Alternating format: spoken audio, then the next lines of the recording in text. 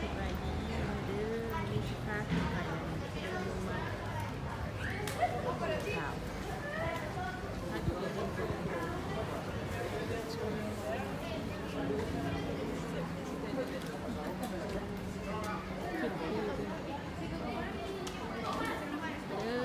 ไปมากก็มาเล่นเลยเที่ยวอากาศดีดีมั้ยใกล้มงคลเฮ็ดเวียกเลิกเวียกเลยออกมานี่อากาศมันดียังบ่ค่ำคือ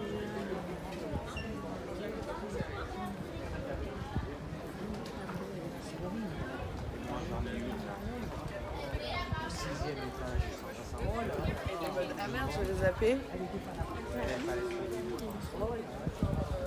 ตอนนี้มันจะเป็นช่วง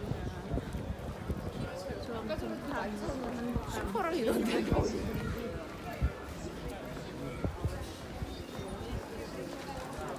มาอย่างมันไป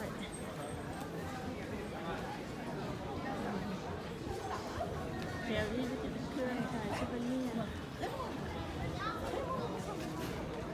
ได้กระเป๋ารุ่นใหญ่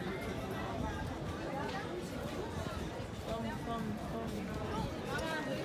Ja, je ze echt zo zijn ik koop. 아이씨.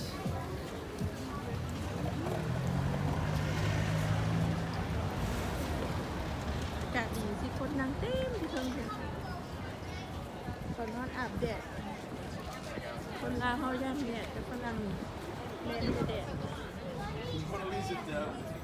คนลาวลบแดดด้วยพี่น้อง